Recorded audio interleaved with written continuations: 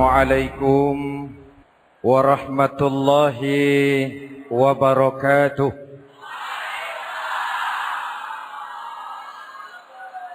Alhamdulillah wassalatu wassalamu ala sayyidina Rasulillah sayyidina wa maulana Muhammad ibn Abdullah wa ala alihi wa sahbihi wa man tabi'ahu wa walah.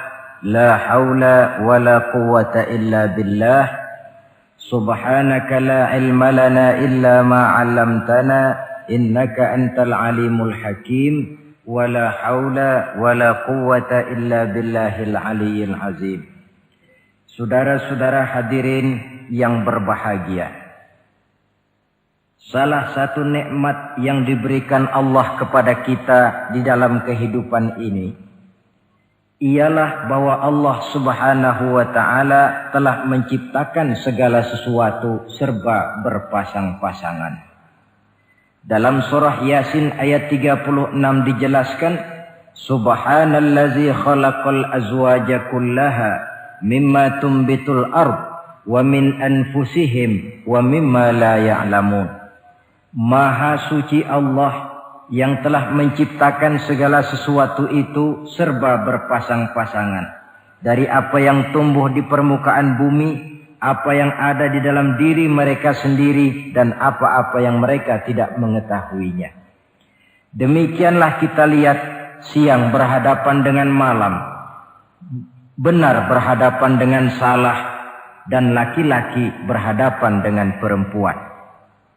Setelah Allah menciptakan segala sesuatu itu serba berpasang-pasangan, maka Allah menetapkan aturan permainan yang mengatur seluruh kehidupan makhluk yang serba berpasang-pasangan itu. Kita tentu maklum, apapun saja yang kita lakukan dan kita perbuat tanpa ada aturan akan berakhir dengan kekacauan. Cobalah kita bikin satu sekolah, buka satu sekolah, tidak usah pakai aturan, tentu kacau. Bikin organisasi tanpa memakai aturan, tentu kacau. Demikian daripada kehidupan ini. Kalau tanpa ada aturan, tentu kekacauan yang akan timbul. Allah pencipta manusia. Allah tahu benar kemampuan maksimal manusia. Oleh sebab itu, aturan permainan yang diturunkan Allah tentu sesuai benar untuk manusia. Satu contoh kecil. Pabrik mobil di Jerman bikin mobil namanya Mercy. Seiring dengan itu dia keluarkan buku petunjuknya. Mobil ini namanya Mercy. Kecepatan maksimal sekian ratus kilometer per jam. Daya angkut maksimal sekian ratus kilogram. Kalau rusak memperbaikinya begini, onderdilnya pun ini. Karena pabriknya yang membuat mobil, lalu pabriknya pula yang mengeluarkan buku petunjuk, sudah tentu buku petunjuk itu sesuai benar dengan mobilnya. Dan tidak bisa kita punya mobil Mercy rusak, lalu kita perbaiki dengan menggunakan buku petunjuk yang dikeluarkan oleh pabrik mobil Toyota misalnya. Jelas mobil bukan tambah baik, malah makin hancur tidak karu-karuan. Kalau manusia menginginkan satu hidup yang baik, tidak ada pilihan lain. Dia harus memakai aturan yang diturunkan oleh yang bikin manusia. Dan aturan itu telah turun dalam bentuk agama Islam yang kita cintai ini. Manusia laki-laki dihiasi dengan perasaan senang cinta kepada perempuan. Itu biasa, normal, wajar. Tapi lalu Allah menurunkan aturan permainan. Yang kalau peraturan ini dilanggar akan membawa kerugian bagi manusia sendiri. Bahwa laki-laki senang sama perempuan itu normal. Agama membuat aturan silahkan senang, tetapi lewat satu pintu yang disebut nikah. Kalau peraturan ini diabaikan, yang rugi tentu manusia sendiri. Misalnya PLN keluarkan pengumuman, Nanti malam mulai jam 6 sampai subuh listrik se-Jakarta mati total. Kita ingat, ini nanti malam saya giliran ronda. Pagi-pagi sudah kita siap beli batu baterai, masukkan ke dalam baterai. Dari sejak kita beli sampai sore itu baterai kita soroti terus. Tentu setelah sore soak batu baterai itu. Datang malam berangkat kita ronda. Kalau disoroti lagi kan baterainya sudah enggak terang lagi. Sudah soak. Sebab apa? Belum waktunya sudah disoroti terus.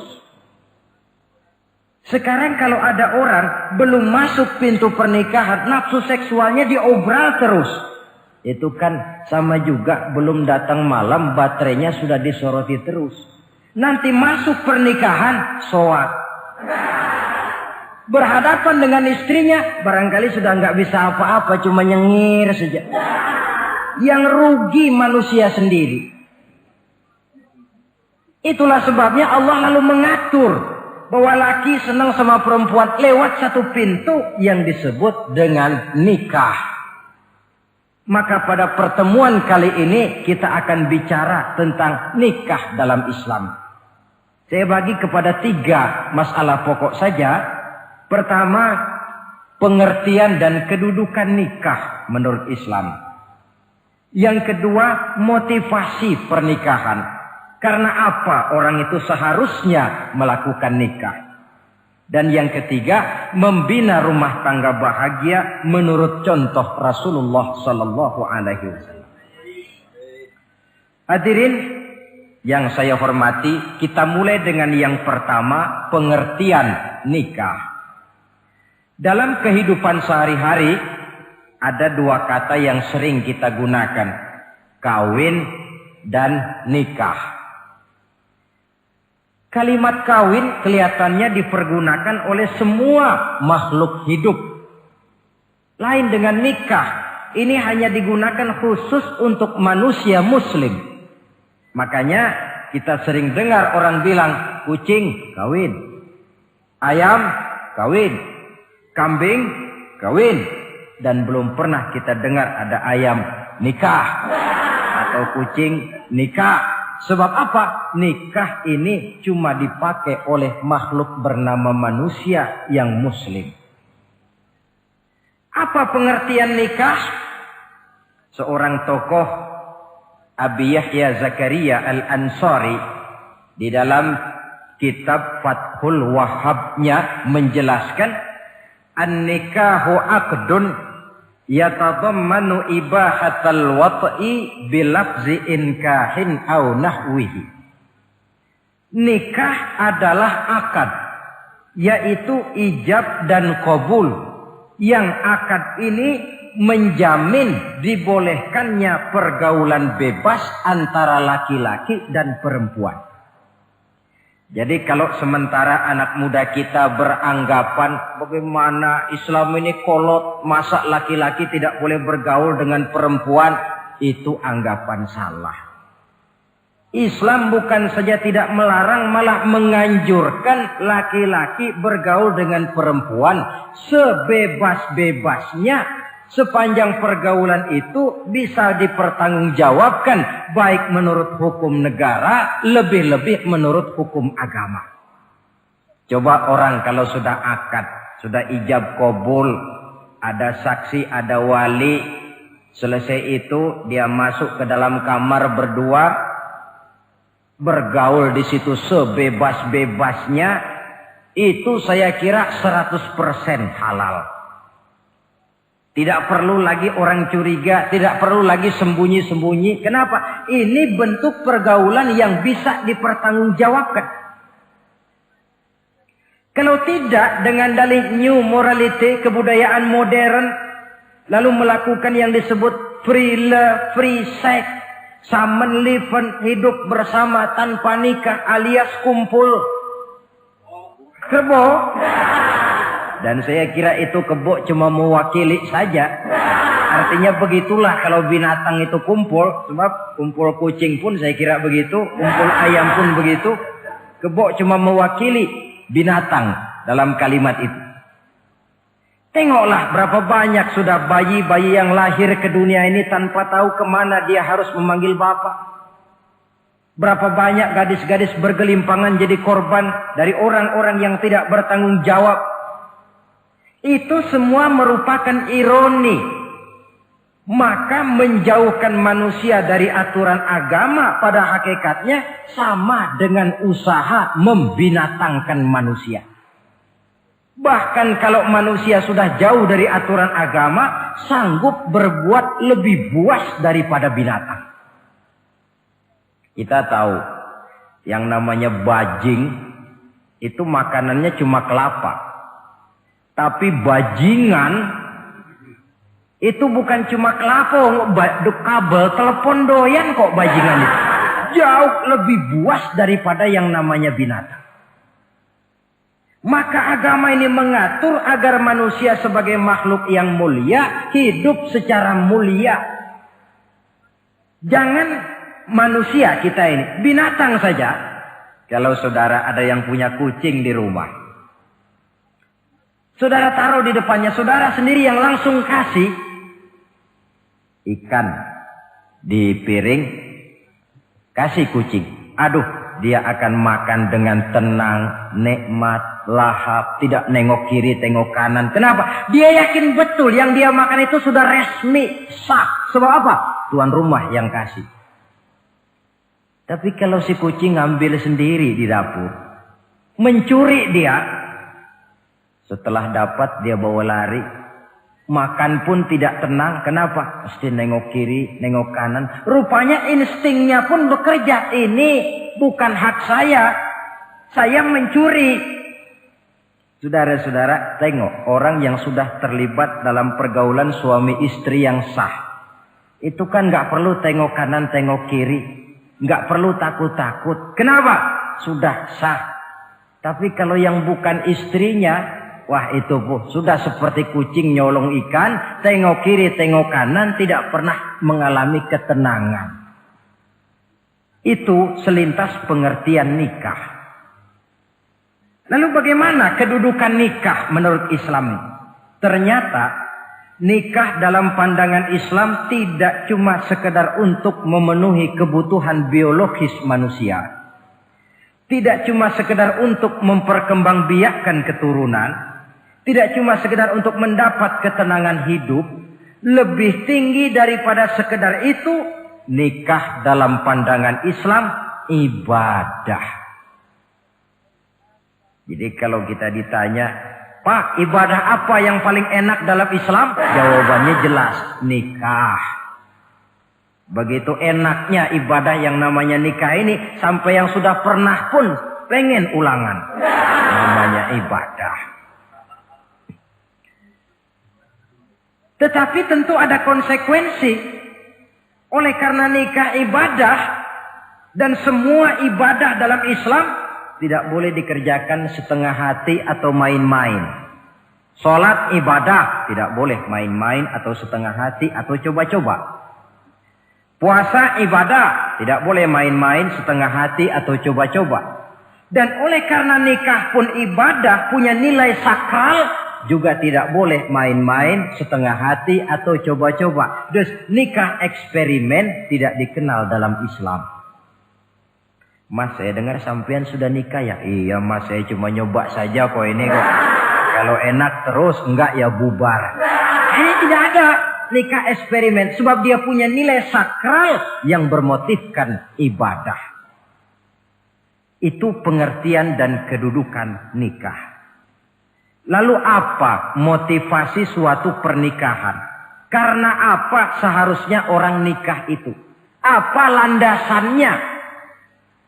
Saudara, hadis yang diriwayatkan oleh Imam Bukhari, Muslim, Abu Dawud dan Ibnu Majah dari Abi Hurairah menjelaskan Nabi bersabda, "Tunkahul mar'atu li arba'in." Nikahilah perempuan karena 4 perkara. Kalau dia perempuan tentu nikahilah laki-laki karena 4 perkara. Memilih jodoh, nah inilah lengkapnya konsepsi Islam. Wong milih jodoh saja Islam itu memberikan petunjuk kok. Karena apa orang memilih jodoh itu? Kata Rasul karena 4 faktor. Pertama, 5 liha. Karena dia orang kaya. Cari yang kaya. Yang kedua, lihasabiha. Karena dia keturunan orang baik-baik. Cari keturunan orang baik-baik. Yang ketiga, lijamaliha. Karena dia cantik. Cari yang cantik. Dan yang keempat, lidiniha. Karena dia orang taat beragama. Cari orang yang taat beragama. Kalau berkumpul keempat-empatnya, rasanya surga dunia sudah. Coba lihat. Suami mana sih yang tidak bangga punya istri cantik, kaya, keturunan orang baik-baik, lalu taat beragama? Atau istri mana sih yang tidak bangga punya suami ganteng, kaya, keturunan orang baik-baik, dan taat pula beragama? Tapi kan terus terang yang kumpul keempat-empatnya kan boleh dibilang jenis makhluk langka. Sulit. Kadang-kadang cantik, kaya, akhlaknya kayak setan.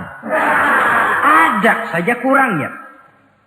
Oleh karena ada saja kurangnya, lalu Nabi memberikan stressing, penekanan. Fazfar bizatiddin taribat iyadak. Pilih orang yang taat melaksanakan agama, niscaya hidupmu akan berkah. Jadi motivasi suatu pernikahan hendaknya agama. Apa rahasianya? Mari kita lihat. Kalau orang memilih pasangan karena rupa yang cantik semata-mata, silakan, tapi jangan jadi motivasi utama. Kalau rupa yang cantik jadi alasan utama, saya yakin rumah tangga tidak akan tahan lama.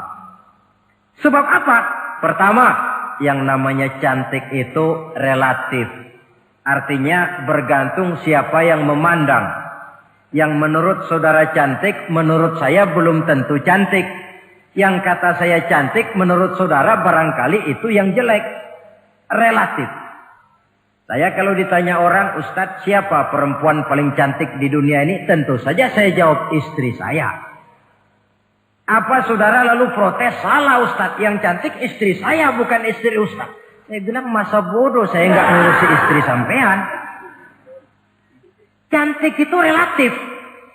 Sehingga di kalangan para ahli cinta, ahli cinta, sampai sekarang masih jadi perdebatan. Sebenarnya cantik yang bikin orang jatuh cinta, apa cinta yang membuat orang jadi kelihatan cantik? Dua-duanya bisa terjadi. Mungkin karena cantik orang jatuh cinta, dan bisa juga karena sudah kadung cinta orang kelihatannya jadi cantik. Tapi yang jelas cantik relatif. Yang relatif tidak bisa dijadikan sandaran utama. Yang kedua, yang namanya cantik itu temporer. Artinya berubah oleh pergeseran masa dan pertukaran waktu. Sekarang dia cantik, of course. Sedang sweet 17-an, sedang honeymoon, sedang bulan madu, sedang pengantin baru. Tentu saja cantik. Punya dia anak 1, kecantikan mulai menurun. Punya dia anak 2, kulit mulai keriput. Punya dia anak 3, apalagi tak pandai bersolek. Udahlah onderdeal mulai pada copot. Kalau rumah tangga didasarkan kepada rupa yang cantik saja, selesailah rumah tangga sampai di situ. Yang ketiga, di atas langit, rupanya masih ada langit lagi. Di atas yang kita anggap cantik, rupanya masih ada yang lebih cantik. Kalau cantik yang kita kejar, kita akan jadi petualang yang pindah dari perempuan satu ke perempuan yang lain. Cinta bajak laut namanya. Di mana kapal berlabuh, di sana cinta mendarat. Saudara hadirin yang saya hormati, padahal sate dengan singkong itu kan bedanya cuma di tenggorokan. Kalau sudah masuk ke dalam perut, kenyangnya barangkali sama. Malah barangkali besok pagi kalau keluar lebih tidak enak baunya sate itu daripada singkong. Makanya orang kalau sudah nikah oleh Nabi dipesan, apabila kamu di jalan melihat perempuan yang membuat kamu kagum, cepat-cepatlah pulang ke rumah. Sebab apa? Sebab yang perempuan cantik di jalan kau lihat itu punya, istrimu juga di rumah punya. Gak percaya cobalah pulang, akurin, sama itu. Silahkan cari yang cantik tapi jangan dijadikan motivasi utama. Yang kedua, kalau perkawinan pernikahan cuma karena harta, silahkan cari yang kaya. Tapi kan harta itu kata Imamul Ghazali, al-mal zillun zail. Harta bagaikan bayangan. Sore di sebelah barat, tengah hari di tengah, sore pindah ke sebelah timur. Hari ini dia kaya, besok dia bangkrut. Roda itu berputar. Kalau harta dijadikan pilihan utama, boleh jadi dalam hidup berumah tangga ada pepatah, ada uang abang disayang, tidak ada uang abang melayang. Artinya pun rumah tangga tidak akan tahan lama. Yang ketiga, kalau karena keturunan, persilahkan cari keturunan yang baik-baik. Namun toh pada akhirnya orang diajarkan bahwa kita ini mau besar atau tidak, bukan dengan jalan menyempeng kepada kebesaran orang lain, tetapi ditentukan oleh kepribadian kita sendiri. Sekarang kalau karena agama, Nabi berikan penekanan fazfar bizatid din taribat yadak. Pilih orang yang taat beragama, niscaya hidupmu akan beruntung. Apa rahasianya? Tidak lain rumah tangga Rasulullah sallallahu alaihi wasallam. Yang ini artinya kita sudah masuk kepada bagian ketiga, bagaimana membina rumah tangga bahagia menurut contoh baginda Nabi. Saudara, bagaimana sih rumah tangga Rasul itu? Kelihatan dari dua ucapannya. Pendek, singkat, tapi punya pengertian filosofis yang mendalam. Dua kalimat saja beliau bilang tentang rumah tangganya, yaitu baiti jannati. Rumah tanggaku laksana surga bagiku. Bayangkan, kalau seorang suami sudah mampu berkata macam begitu, bahagia hidupnya. Ini barangkali tantangan buat kita semua. Mampukah kita di rumah tangga berkata semacam perkataan beliau tadi? Baiti jannati, rumah tanggaku laksana surga bagiku. Padahal dari sejarah kita baca, Rasul itu rumahnya kecil. Tidurnya di atas pelepah daun korma. Sampai berbekas di pipinya. Sarapan paginya seteguk zam-zam, sepotong roti, kadang-kadang 3 butir korma. Tempat tidurnya bukan alga spring bed atau Dunlop pillow macam kita punya. Di rumahnya tidak ada mebel spaghetti model yang lagi ngetop-ngetopnya. Entah di tengah rumah macam itu, beliau sanggup berkata, baiti jannati. Kenapa kita yang hidup di zaman di mana fasilitas mestinya lebih menunjang, kok malah banyak yang berkata sebaliknya? Baiti nari, rumah tanggaku laksana neraka bagiku.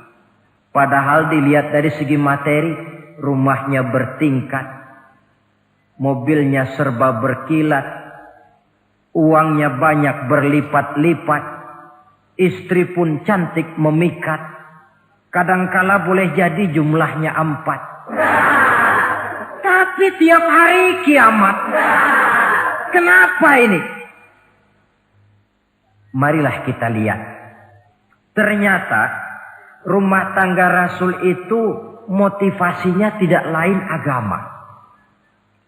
Agama menuntun suami dan istri masing-masing untuk tahu kewajiban dan tahu haknya. Kalau kewajiban sudah dilaksanakan, lalu hak diberikan, akan timbul pengertian, understanding. Kalau sudah ada saling pengertian, akan timbul ketenangan, feeling of security. Dan ketenangan tangga utama untuk mencapai yang disebut bahagia. Itu sebabnya hakikatnya membicarakan rumah tangga yang berdasarkan agama tidak lain adalah bagaimana seharusnya seorang suami melaksanakan kewajibannya dan seorang istri melaksanakan tugasnya. Artinya kewajiban suami itu apa? Kewajiban istri itu apa? Kewajiban istri hak suami. Kewajiban suami hak untuk istrinya. Menurut tuntunan dan tuntutan agama. Saudara hadirin. Menurut hadis riwayat Abu Dawud. Dari Muawiyah bin Haidah. Satu hari Rasul ditanya. Ya Rasul. Apa sih hak istri-istri kami ini? Artinya kewajiban kami sebagai suami ini apa? Rasul menjawab, pertama, antat'amaha iza ta'imta. Kau beri istrimu makan sebagaimana engkau makan. Kewajiban seorang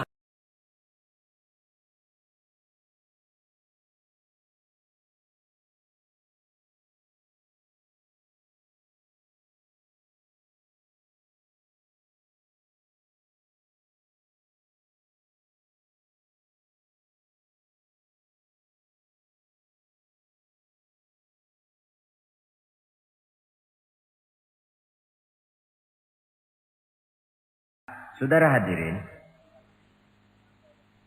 tetapi seorang istri pun kalau sudah diberikan nafkah oleh suaminya untuk mengatur makanan, dia harus pandai mengaturnya dengan sebaik-baiknya.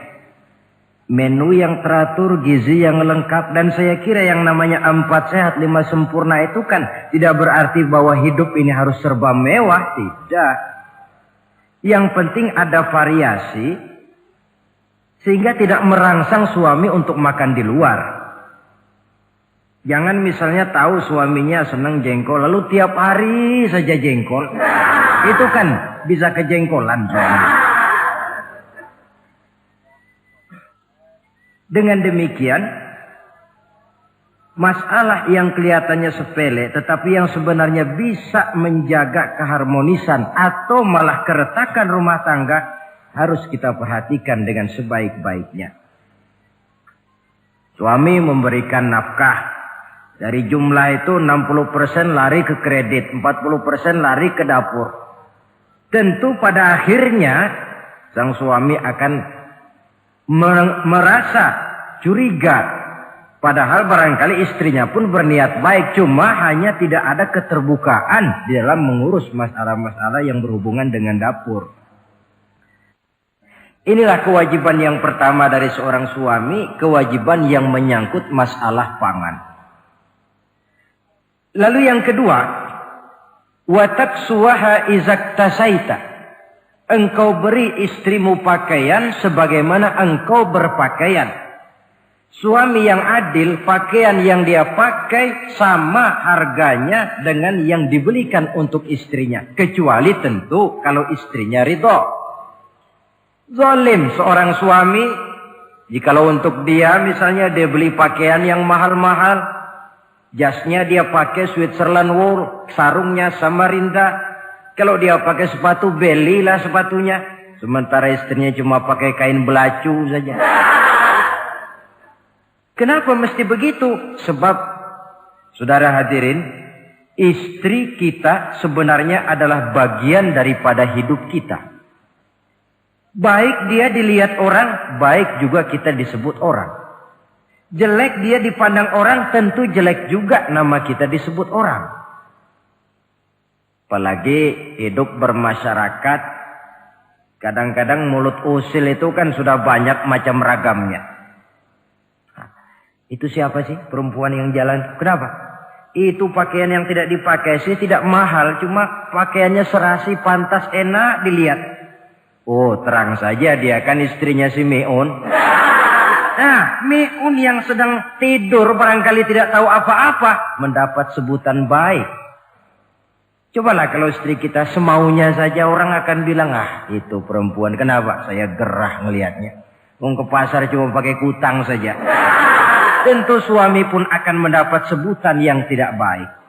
Cuma sang istri kalau sudah dibelikan pakaian oleh suami, termasuk alat-alat kecantikan di dalamnya, pakaian itu tentu dipakai niat pertama adalah untuk menyenangkan hati suami. Seorang istri yang memakai bedak untuk menyenangkan suami misalnya, tiap polesan bedak ada pahalanya. Dia pakai lipstik untuk menyenangkan hati suaminya, tiap goresan lipstik ada pahalanya, bernilai ibadah.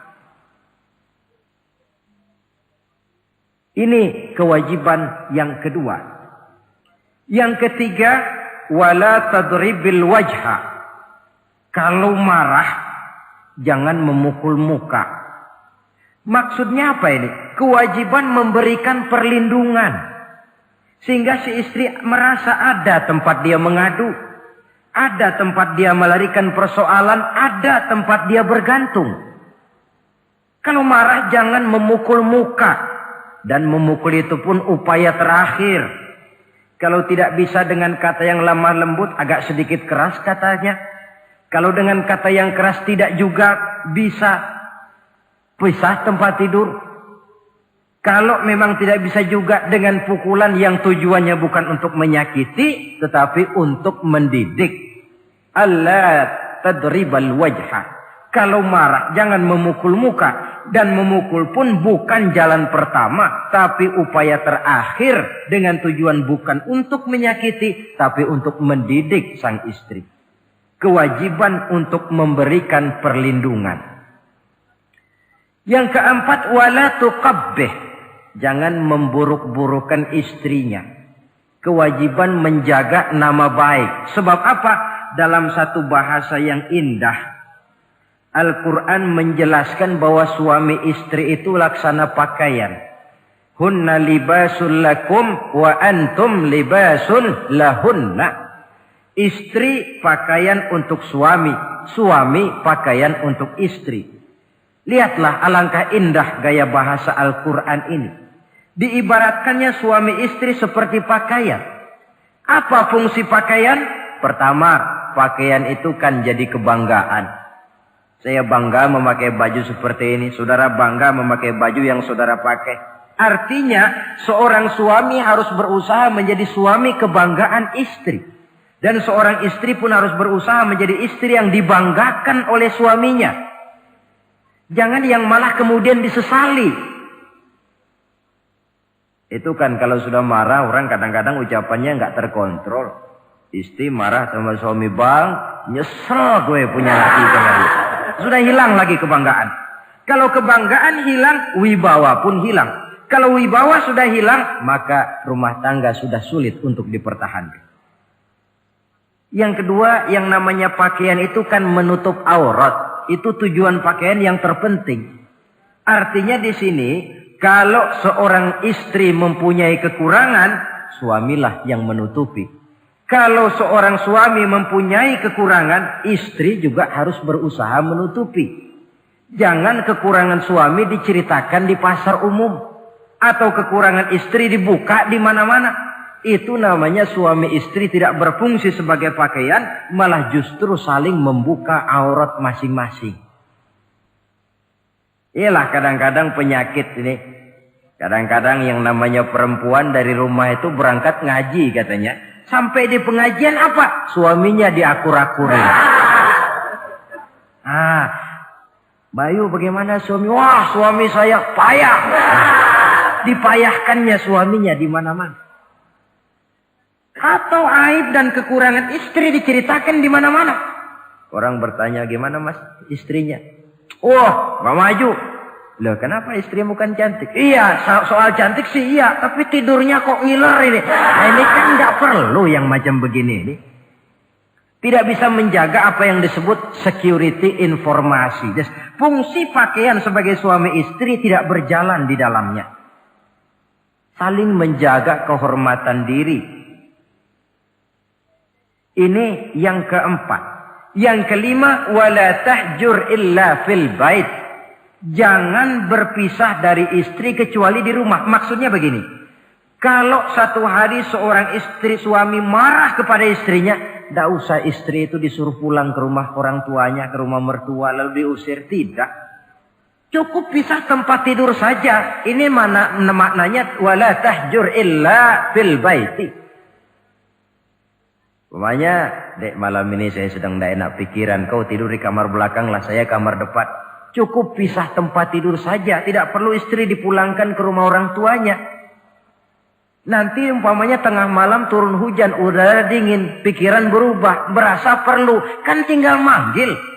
Tidak jauh secara psikologis ajaran semacam ini bisa kita terima. Saudara hadirin yang saya hormati, ini pada prinsipnya kewajiban seorang suami. Kewajiban yang menyangkut masalah pangan, sandang, perlindungan, memelihara kehormatan dan menjaga ketenangan di rumah tangga dengan menyelesaikan persoalan rumah tangga itu secara intern. Jangan belum apa-apa sudah mertua diundang, orang tua dibon. Persoalan belum tentu selesai tapi masalah sudah meluas. Cobalah kita selesaikan intern dulu. Kalau kemudian ternyata dianggap perlu mengundang orang tua, mertua, keluarga, baru kita upayakan ke arah itu. Ini kewajiban suami dan ini merupakan hak istri. Lalu bagaimana kewajiban istri sekarang ini? Istri kewajibannya merupakan hak untuk suami. Saudara, dari hadis yang diriwayatkan Imam Ibnu Majah dari Ali bin Yazid dari Abi Umamah, Nabi bersabda, "Mastafadal mu'minu ba'da taqwallahi azza wa jalla khairan lahu min zaujatin salihah." Bagi seorang mukmin, sesudah dia mempunyai sifat takwa kepada Allah, tidak ada yang lebih membawa manfaat selain daripada istri yang salihah. Istri salihah itu yang bagaimana? Yang hidup mampu melaksanakan kewajibannya. Apa kewajibannya? Kata Nabi, pertama, in amaroha ata'athu. Kalau diperintah, dia taat. Kewajiban istri yang pertama, taat kepada suaminya. Begitu besar kewajiban taat kepada suami, sampai-sampai Nabi pernah menyatakan, "Lau kuntu amiran ahadan ayyasjuda li ahadin, la amartul mar'ata an tasjuda li zawjiha." Kalau saja boleh, kata Nabi, aku memerintahkan manusia sujud kepada sesama manusia, tentu aku perintahkan istri untuk sujud kepada suaminya. Untung saja sujud kepada manusia tidak boleh. Kalau boleh, istri itu disuruh sujud kepada suami. Tentu karena besar hak suami atas dirinya. Yang kedua, ibadah sunnah tidak mendapat izin suami juga bukan saja tidak berpahala, malah berdosa. Umpamanya, pengantin baru, si istri kebetulan santri, malam minggu pesta, besoknya hari Senin. Si istri sudah kadang biasa hidup sebagai santri, hari Senin puasa sunnah. Dia bilang sama suaminya, "Bang, besok saya mau puasa sunnah nih, hari Senin." Kata suaminya, "Kalau kau puasa juga kau kejam. Lalu kau puasa aku disuruh ngapain?" Tidak diizinkan oleh suami, dia puasa juga. Bukan saja tidak mendapat pahala, malah berdosa. Sampai amalan yang sunnah pun tidak diizinkan oleh suami, berdosa. Apalagi amalan yang mubah. Apalagi amalan yang tidak ada dasar hukumnya, perintahnya. Sepanjang perintah suami tidak untuk maksiat kepada Allah, istri wajib untuk taat. Dalam hadis lain kita temukan Nabi bersabda, "Idza da'ar rajulu imra'atahu ila firashihi." Kalau seorang suami memanggil istrinya ke tempat tidur. Ini bahasa kinayah. Manggil ke tempat tidur kan tentu nggak perlu penjelasan. Masa mau nyambal di tempat tidur kan enggak. Fa'abat. Si istri tidak mau. Lantaran istri tidak mau, suami jengkel. Fabata ghadbana 'alaiha. Sampai dalam jengkelnya tidur.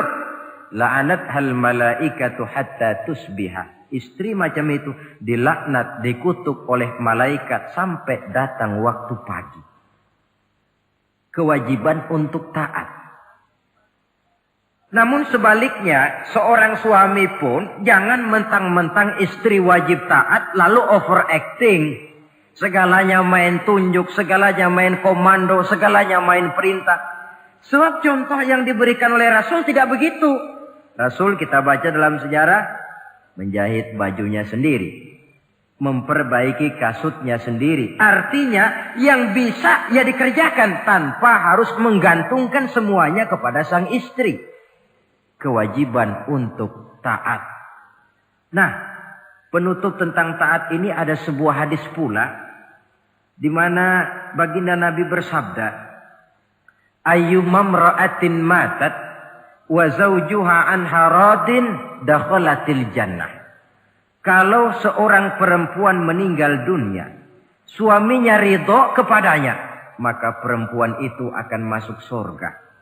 Artinya, kalau seorang istri meninggal, ya dia tukang ngaji, ya tukang sholat, ya suka puasa, ya gemar sodakoh, tapi meninggal suaminya tidak ridho, pintu surga belum dibukakan sampai suaminya ridho kepadanya. Ini menggambarkan tentang besarnya kewajiban taat seorang istri kepada suaminya. Ini kewajiban pertama. Lalu kewajiban yang kedua kata Nabi, wa in nazara ilaiha sarrathu. Kalau dipandang oleh suaminya, dia pandai menggembirakan, menyenangkan hati suaminya. Menjadi istri yang pandai menyenangkan hati suami. Siapa contohnya? Kita lihat misalnya istri Nabi diantaranya Sayyidatuna Khadijah radhiyallahu anha. Ketika Nabi pertama kali menerima wahyu berhadapan dengan malaikat Jibril, beliau kembali ke rumah dengan tubuh gemetar. Setibanya di rumah beliau berkata, "Zammiluni ya Khadijah." Khadijah, selimuti saya. Kenapa bang? Barusan datang malaikat Jibril, dia katakan begini-begini, saya khawatir Khadijah. Khadijah tahu suaminya sedang gelisah. Sebagai istri yang bijak beliau tampil, apa katanya? Kalla ma yukhzikallahu abada. Tidak apa-apa bang, jangan khawatir, Allah tidak akan menyusahkan abang buat selamanya. Ini istri yang pandai menyenangkan hati suami. Suami pulang dagang dari pasar, rugi. Istri tampil. Itulah bang romantikanya dagang. Masa selamanya saja untung sekali-sekali lah rugi. Si suami kan tidak terlalu pusing kepalanya.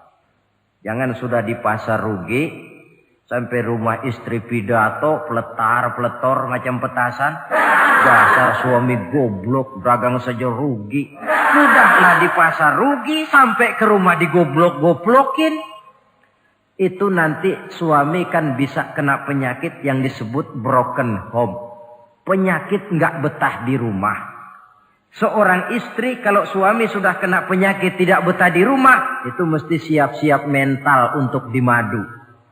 Nah, jadi kalau tidak dimadu bagaimana? Berusaha bikin betah suami di rumah. Suami pulang kantor jam 2, setengah 2 dandan, kalau perlu setel habis. Kalau perlu kelihatan suami akan datang, bukakan pintu, sambut dengan senyum. Apalagi kalau senyumnya Pepsodent. Saya kira suami bagaimanapun lelahnya, peras keringat, banting tulang, pulang mencari nafkah. Kalau kembali di rumah disambut dengan senyum, hilang capeknya. Tapi bayangkan, sudahlah di kantor capek, peras keringat, banting tulang. Sampai pula di rumah yang nyambut cuka sama kukusan. Udah asem, monyong. Suami mana yang kerasan tinggal di rumah? Menjadi istri yang pandai menggembirakan, menyenangkan hati suaminya. Bahkan diizinkan bohong untuk menyenangkan hati suami. Umpamanya, suami kebetulan habis obyeknya gol. Karena ingin menyenangkan istri, mampir di pasar beli kain batik. Si suami tidak tahu bagaimana kain batik yang bagus, beli saja sembarangan. Sudah kainnya kasar, warnanya norak, harganya yang mestinya murah jadi mahal. Dibawa pakaian itu pulang. Istri lihat dan tahu kalau ini batik jelek, norak, kasar, harganya pun murah. Tapi dia ingin menyenangkan hati suaminya. Suaminya tanya, bagaimana dek kain batik ini? Waduh bang, bagus betul kain ini. Pinter benar abang milih warna ini. Emang yang kayak begini ini bang, coba lihat tetangga kita mana ada yang pakai kain kayak begini. Ya memang gak ada, jelek. Suami senang tentu. Lalu kain itu oleh istrinya, ngaji dipakai, keundangan dipakai, tidur dipakai, masak dipakai, nyuci pun dipakai. Suami makin bangga, wah kain yang saya beliin dipakai terus ini. Lain pula istrinya, dalam hati dia berpikir, biarin deh gue pakai terus biar cepat hancur, nggak ada urusan. Coba kalau waktu itu si istri jujur, dasar laki goblok, beli kain kayak begini, sono pulangin. Nah, mungkin suami yang sudah payah-payah mau menyenangkan hati istrinya malah berbalik pikirannya. Saudara hadirin, ini kelihatannya penting untuk menjaga suasana keharmonisan di dalam kehidupan berumah tangga. Begitu pula pengertian seorang suami. Rasul pernah pulang dari masjid agak larut malam, rupanya banyak orang bertanya. Ketuk pintu, Assalamualaikum. Sampai 3 kali tidak dibukakan pintu. Rupanya Aisyah lelap benar tidurnya. Rasul sadar beliau pulang kemalaman. Dan tahu istrinya capek bekerja di waktu siang. Ashraful Anbiya wal Mursalin ini menghormati istrinya. Salam 3 kali tak dibukakan pintu. Bukan marah, malah gelar sorban di depan pintu. Di situ beliau tidur. Tengah malam Aisyah mau sholat. Buka pintu, terkejut lihat suaminya tidur di depan pintu. Dibangunkan. Begitu dibangunkan, Rasul lebih dahulu berkata, Aisyah, maafkan saya. Saya pulang terlambat memang sebab banyak yang bertanya di masjid. Sudahlah tidur di depan pintu. Begitu dibukakan, beliau dulu yang minta maaf. Sulit jadi suami semacam ini. Yang enak kalau sudah nggak dibukain pintu, istri kepulesan, lalu sekali buka pintu, kan yang enak kita tunjuk jidatnya, lo tidur kayak tembok ya. Saudara hadirin, menjadi istri yang pandai menyenangkan hati suaminya. Sebab tidak ada seorang suami bisa sukses, baik di medan tugas, di masyarakat, di kantor, di toko, di tempat manapun, kalau tidak ditunjang oleh peran serta dari para istrinya. Karena itulah perempuan walaupun peranannya tidak begitu kelihatan, sebenarnya sangat menentukan. Seorang suami yang jujur, polos, lugu, sederhana, sanggup menjadi koruptor ulung karena didorong-dorong oleh istrinya. Merangsang ketamakan suami. Istri dibakar oleh tetangganya. Bang, kenapa? Kau kan di kantor kepala bagian. Lalu tangga kita pegawai kecil saja bang. Tapi coba lihat istrinya kalau pakai gelang kayak pelek beca bang gelangnya. Kau kepala bagian gak bisa beliin saya macam gitu. Kepala bagian goblok. Lalu bagaimana bu, gaji saya kan sudah jelas segitu. Iya kamu kan kepala bagian. Apaan kayak di kantor sabet. Kalau sudah main sabut-sabutan begini, sudah merangsang suami untuk berbuat yang tidak baik. Kecil, tidak begitu kelihatan, tapi sangat menentukan. Istri yang soleh, yang bisa melaksanakan kewajibannya, yaitu pandai menyenangkan hati suaminya. Ini kewajiban istri yang kedua. Yang ketiga, wa in aqsama alaihi abarrathu. Kalau suami memberikan sesuatu, dia pandai berbakti. Menjadi istri yang pandai bersyukur kepada suami. Kita ingat ketika pulang Mi'raj kan Rasul bercerita. Saya dalam perjalanan itu diperlihatkan neraka, kata Rasul. Saya lihat kok isinya kok lebih banyak perempuan daripada laki-laki. Nah, sahabat heran. Ya Rasul, lebih banyak perempuan? Iya. Apa mereka tidak sholat? Sholat. Apa mereka tidak pernah hadir di majelis taklim? Oh, rajinan dia sama suaminya. Ada apa? Tidak pernah baca Quran? Rajin. Lalu kenapa kok isinya kebagian besar perempuan? Rasul menjawab, hunna yakfurnal asir. Mereka umumnya tidak pandai bersyukur kepada suaminya. Hujan panas setahun dibalas dengan hujan sehari. Kalau suaminya sedikit salah sudah kehilangan pertimbangan. Tertutup seluruh kebaikannya. Yang kelihatan cuma salahnya saja. Maka sebaiknya di dalam hidup berumah tangga, baik suami maupun istri itu masing-masing sedia timbangan. Kalau satu saat suami salah, istri ambil timbangan. Timbang, suami saya salahnya ini, jasanya ini. Bertahun-tahun dia hidup mencari nafkah buat saya, membelikan pakaian untuk saya, mencarikan makan untuk saya. Salahnya ini. Timbang, mana lebih banyak salahnya atau benarnya? Dengan demikian kita akan bisa menghasilkan keputusan objektif.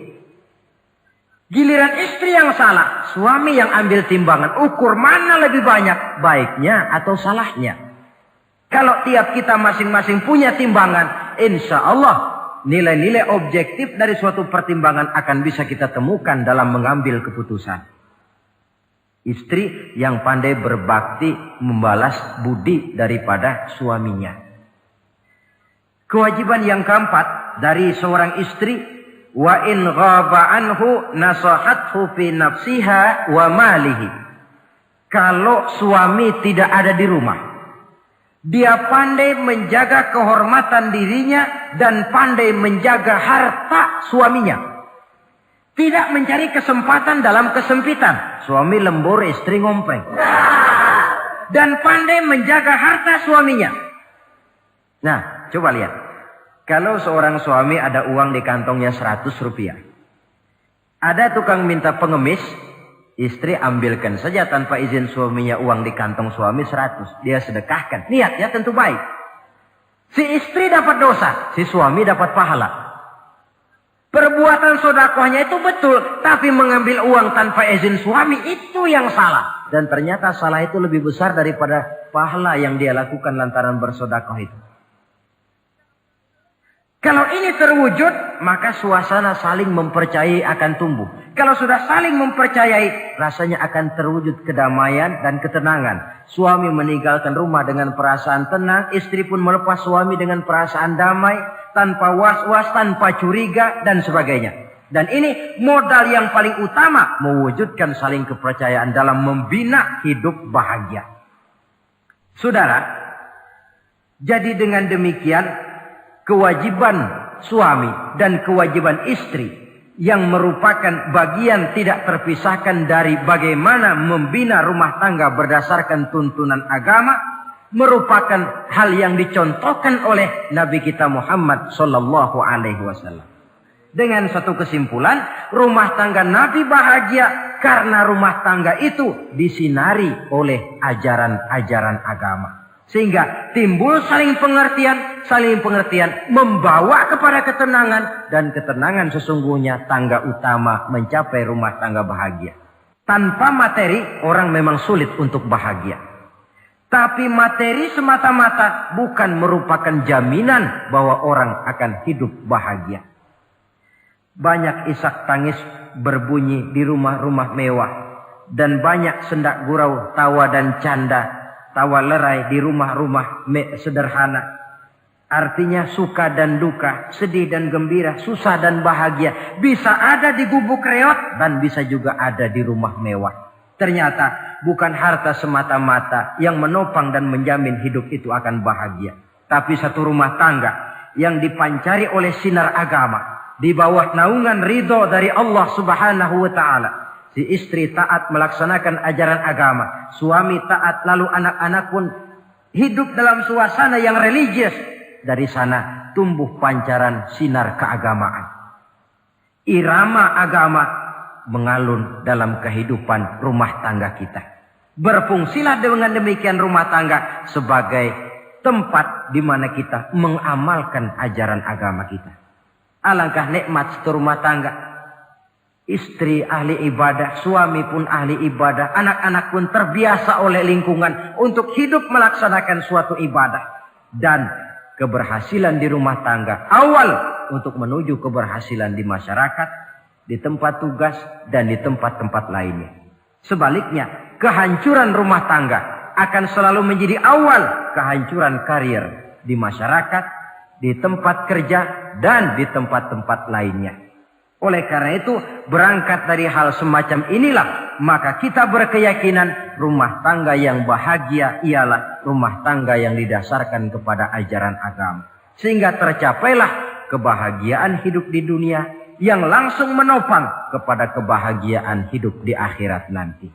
Nah, inilah pembicaraan kita pada pertemuan kali ini. Dengan harapan, mudah-mudahan dari setiap rumah tangga muslim memancar sinar-sinar agama. Menjadi kubu-kubu pertahanan di mana kita menegakkan ajaran agama. Dan pada akhirnya nanti akan tercipta masyarakat yang agamis. Terwujudlah ketenangan, kedamaian, dan ketentraman. Mudah-mudahan ada manfaatnya. Lebih kurang mohon maaf. Wabillahi taufiq wal hidayah. Wassalamualaikum warahmatullahi wabarakatuh.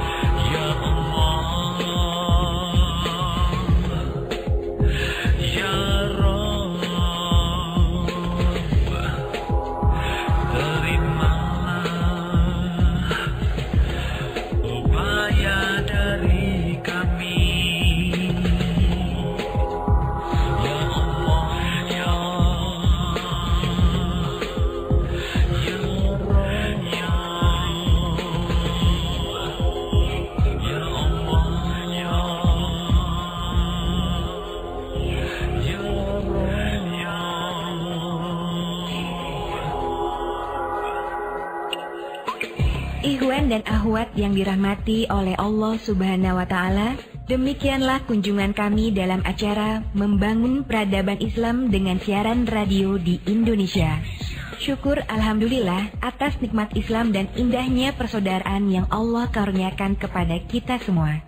Semoga ilmu milik Allah dapat membentengi akidah kaum muslim dari berbagai upaya penyesatan. MPI DSRI ini merupakan komunikasi dan jabat erat di antara kami, Irena Center, Indonesian Commercial Jockey, serta berbagai media di seluruh Indonesia. Terima kasih. Wassalamualaikum warahmatullahi wabarakatuh.